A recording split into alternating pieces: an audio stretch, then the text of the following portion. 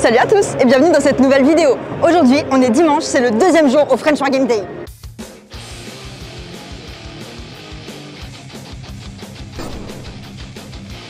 Pour cette deuxième journée, on est déjà sur le troisième round pour 40K et AOS. Vous avez une partie de tout ça qui se passe derrière moi. Et sinon, écoutez, je vous emmène encore avec moi pour ce deuxième jour au French War Game Day. On va faire tout ça ensemble.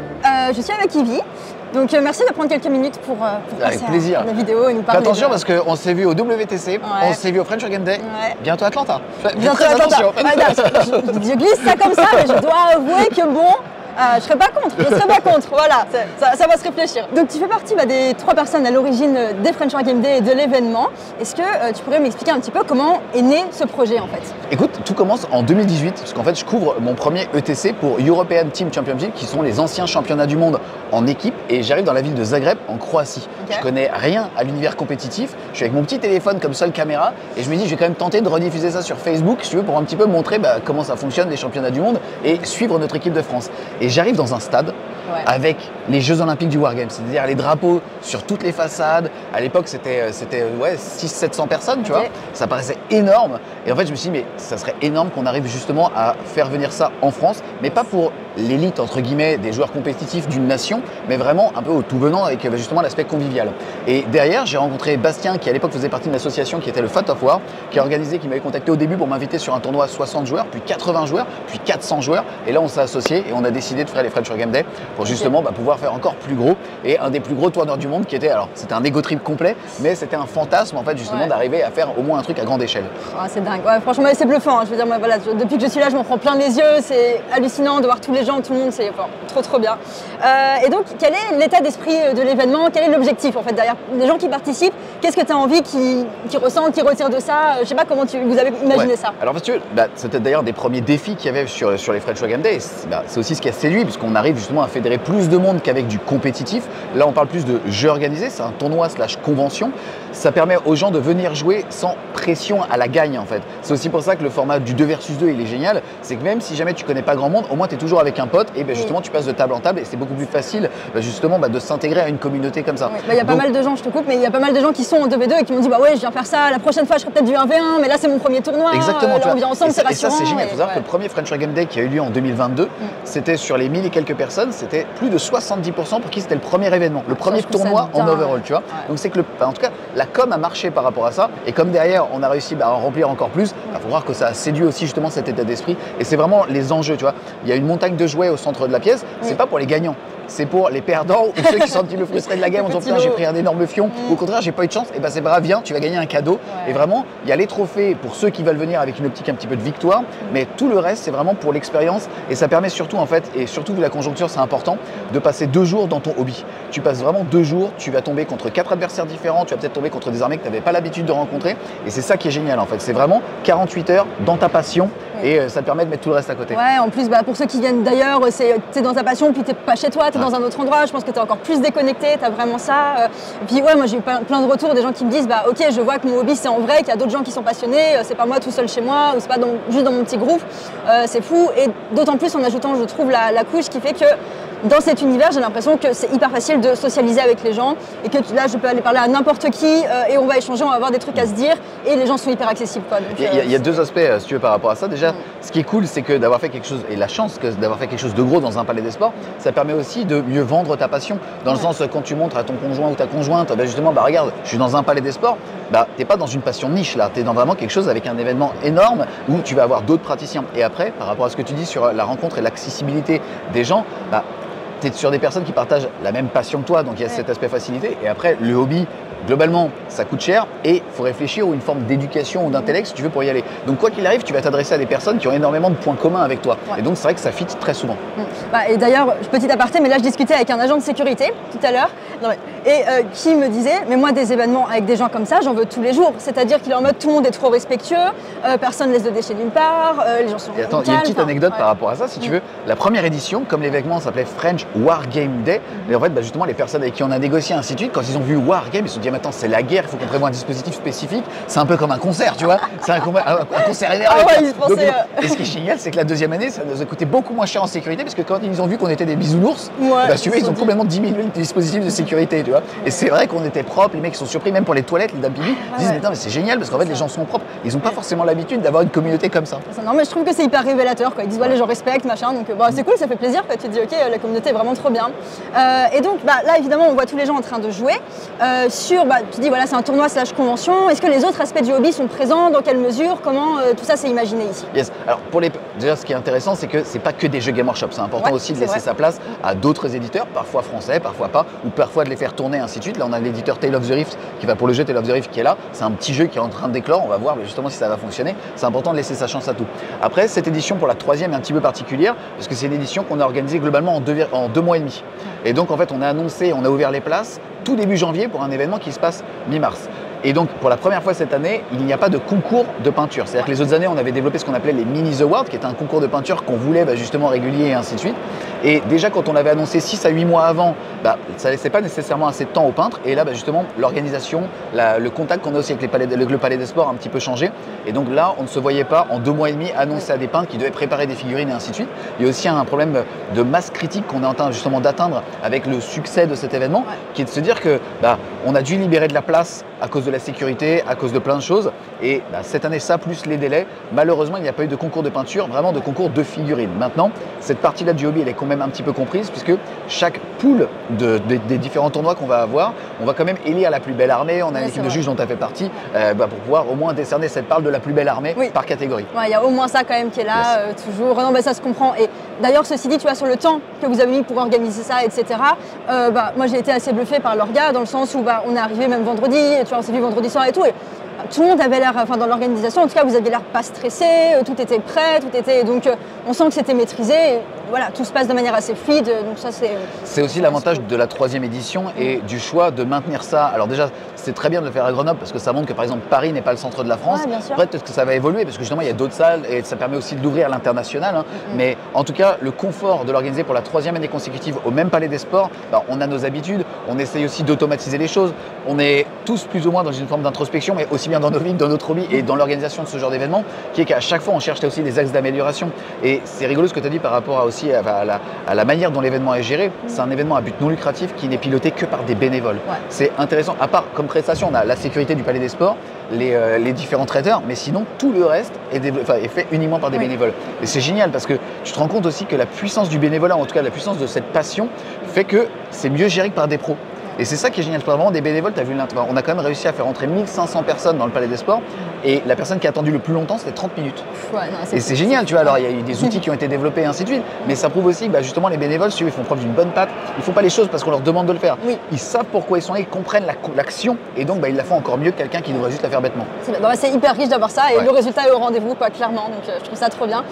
Petite question en plus, est-ce que du coup, justement, quand tu as commencé, peut-être tu disais en 2018, tu as déjà commencé à filmer des gros événements, tu commençais à sentir ça, mais est-ce que tu aurais imaginé, quand tu as commencé à faire des vidéos, qu'un jour tu serais là et que tu aurais organisé ça Alors déjà on est 3 et tu vas interviewer Manuel juste après là-dessus, mais non, clairement pas. Moi si tu veux, quand j'ai créé la chaîne, je pensais qu'en 2 ans on serait 2000 et c'est ce qu'on fait sur un Palais des Sports avec les visiteurs, donc non, pas du tout, au contraire. Et c'est génial, mais c'est pas de l'ego, c'est juste très cool d'avoir réussi à fédérer, tu vois ce que je veux dire, et à permettre aux gens peut-être aussi de s'identifier à une passion, tu vois, et de se dire non, en fait tenter l'aventure du jeu organisé, c'est super cool et il n'y a pas de déçu en fait, parce que tu n'es déçu que si jamais tu as une attente particulière. Et si on te sort de cette attente de la performance, tu vois ce que je veux dire, tu es juste dans le moment que tu vis et donc c'est beaucoup de plaisir. C'est clair. Non mais ça se ressent dans toutes les discussions que j'ai. Ça va. Le contexte, on l'a. Le contexte quand même. Voilà. Bon, et sinon, du coup, au moment où on tourne ça, on est dimanche midi. Voilà. T'es pas trop fatigué? Comment ça va? Comment ça s'est passé jusque-là, toi personnellement? Comment tu vis tout ça? Les WTC, tous ces événements, en fait, c'est marrant, c'est un petit peu le Graal dans la dernière croisade. C'est-à-dire que plus tu avances dans le temps, plus tu vieillis. J'étais beaucoup mieux il y a 2 jours. Non, plus sérieusement, en fait, c'est éreintant. Enfin, tu vois, c'est des journées de 16-18 heures. Enfin, tu vois, tu ouvres le Palais des Sports, tu le fermes. Encore une fois, on est vraiment, en plus, l'équipe, on est super solidaire par rapport à ça. On pourrait optimiser cette organisation, mais comme on veut aussi tous bien faire les choses, on passe peut-être un peu trop de temps parfois, tu vois, sur place. Et c'est tellement galvanisant. Enfin, tu as vu le retour des gens, les sourires, les merci.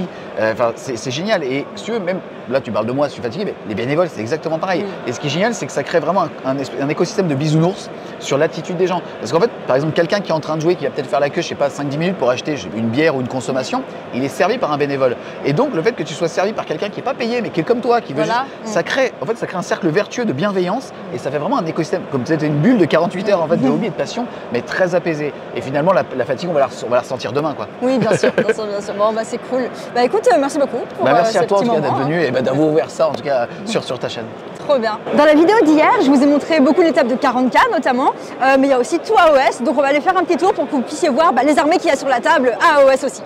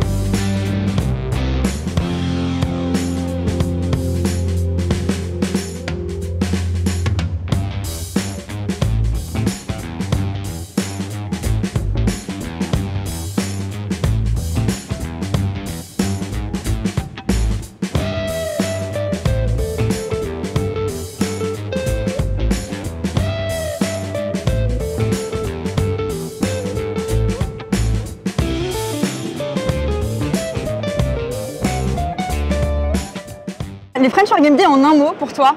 Partage. Plaisir. Du fun et de la poutre. Fatigue. Il m'a piqué mon mot. Ah. Non, communauté. Ok, merci beaucoup. Fun. Merci. Voilà. C'est un bon mot, t'as bien choisi. Ah, je suis fière. Fun mais fatigant, c'est deux mots, désolé. Pas de soucis, on accepte. Incroyable. Fastidieux pour moi. Motivant. J'ai plus de mots pour l'instant. Du coup, bénévole, je me suis régalée, super ambiance, que des bons joueurs, que des bons retours et que du régal. Voilà, Trop on bien. reviendra. Incroyable. En vrai, c'est un événement hyper immense et il y a plein de choses à faire, plein de choses à voir. C'est trop cool. Trop bien, bah, merci beaucoup. Merci à toi. Et du coup, pour toi, les French War Game Day en un mot? Je me rends compte que ma question est difficile. Je sais pas. C'est trop bien, ces deux mots. Maintenant, on est du côté de 9e âge et le Seigneur des Anneaux. Pareil, je vous propose un petit tour des tables. Il y a des trucs quand même super jolis, il y a des armées super bien peintes. Ça va être quelque chose.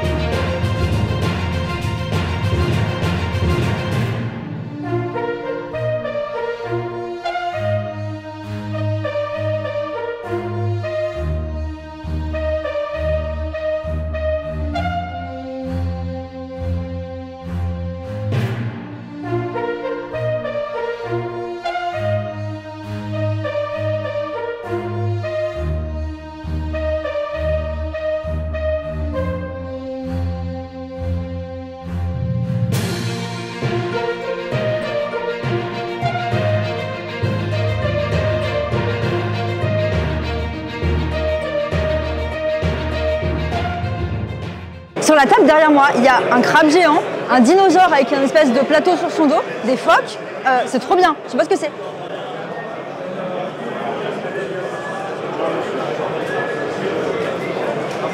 On se retrouve avec Manoué, merci de m'accorder quelques minutes. Pour recontextualiser, tu fais partie des organisateurs du French War Game Day et tu es le président de la FEC aussi. Exactement, oui. Alors, est-ce que tu pourrais déjà me réexpliquer ce qu'est la FEC, pour les gens qui ne connaîtraient pas? Alors la FEC, c'est la Fédération française de Warhammer 40 000. Yes. C'est une association en loi 1901, composée de bénévoles. Et pour quelques chiffres, on a 1500 adhérents, 144 équipes, 60 arbitres et un bureau de 15 personnes. Et toi, donc, ton rôle dans les French War Game Day, qu'est-ce que tu fais? Alors moi, je suis en charge de l'organisation un petit peu générale et plus spécifiquement de la partie de Warhammer 40 000 où on est là pour manager l'ensemble de toute la phase amont, c'est-à-dire le planning, la gestion des listes, le règlement, la venue des décors. Et pendant l'événement, être sûr que tout se passe bien. Et on a 16 arbitres qui sont là aussi pour aider les joueurs, répondre à leurs questions et manager les tables pour faire que tout se passe bien. Ok, et ce sont tous des arbitres qui viennent de la FEC, du coup? Alors, il y a presque, on en a 15 qui sont de la FEC, et on a aussi le plaisir d'accueillir Mohawk, qui est le head ref du WTC, et qui vient d'Angleterre, qu'on a invité pour l'événement. Ah, génial, trop bien. Moi, j'ai une petite question. Les arbitres que vous avez à la FEC, par exemple, est-ce qu'il y a une formation pour devenir arbitre, ou c'est des gens qui ont l'habitude, et après vous dites, ok, ils ont le niveau pour ça? Comment ça se passe? Alors, il y a un petit peu des deux. C'est du volontariat, donc les personnes motivées, ils nous contactent. Il y a une première discussion pour voir un petit peu est-ce que le projet est en adéquation avec le fait d'être arbitre.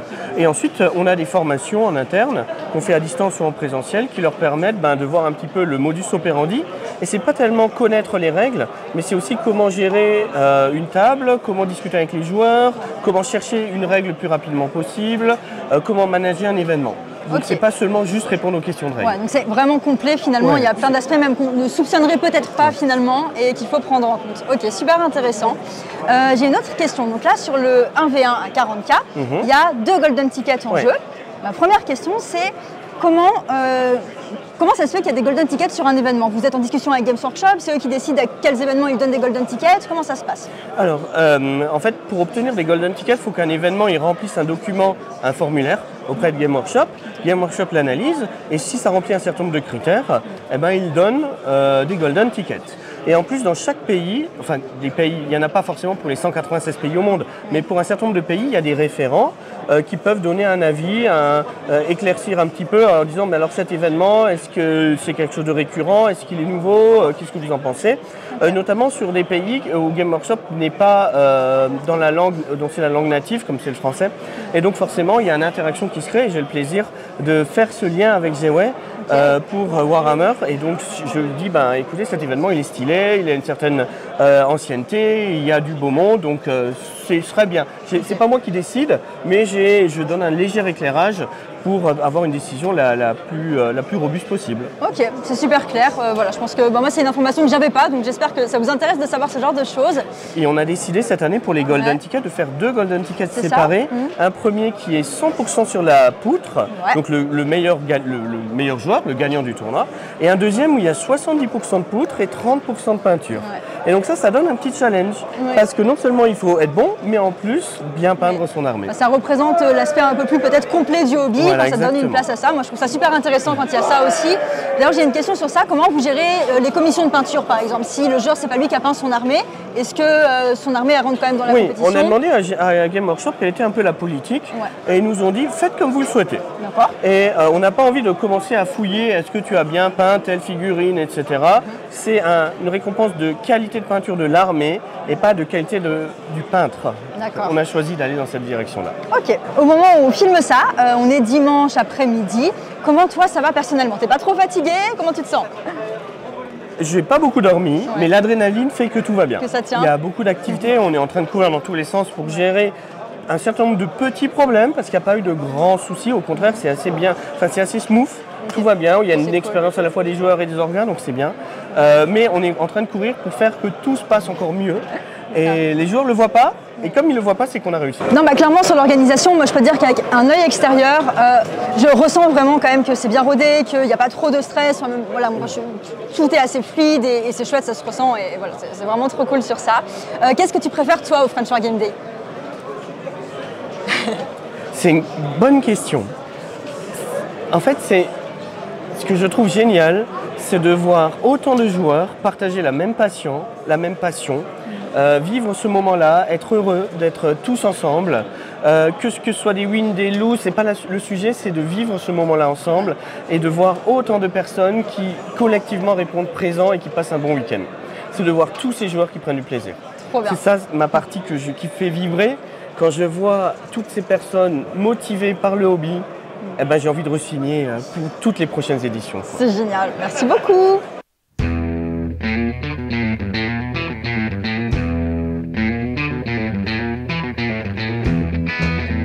Pour le côté peinture, voitures et les résultats des meilleures armées désignées du coup parmi toute la compétition.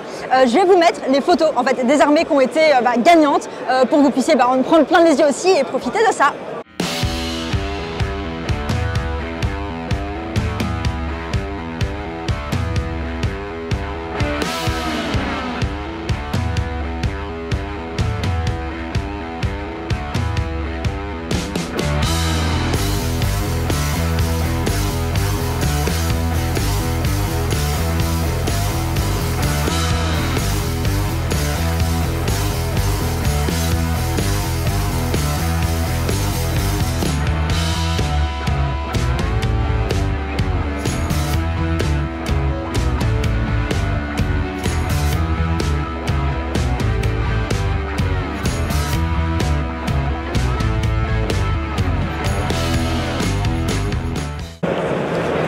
Les amis, cette année on commence la cérémonie presque sans retard. Et on va commencer par faire un maximum de bruit par toutes les personnes en noir avec nous, les bénévoles.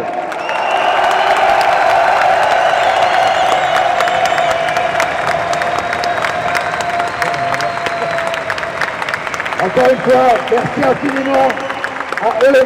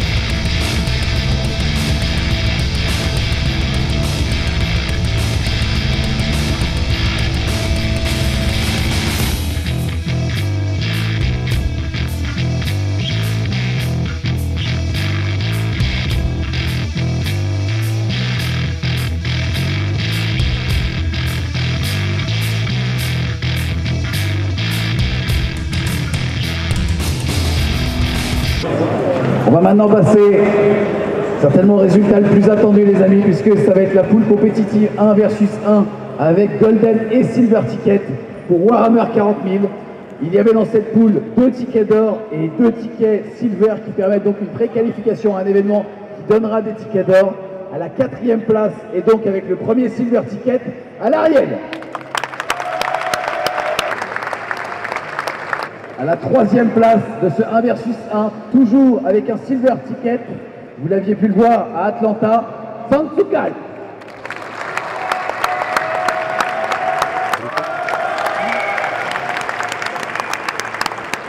On passe maintenant à la 2e place qui accorde un ticket d'or avec Aretas.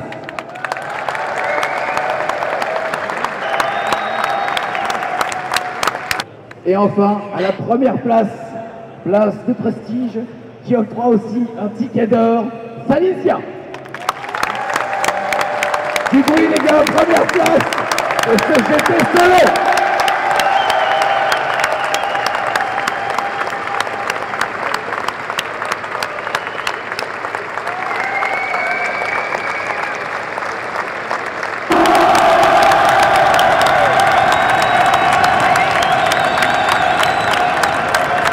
Et les amis, encore une fois, super content de cette dernière édition des French War Game Day. Donc on vous dit à l'année prochaine.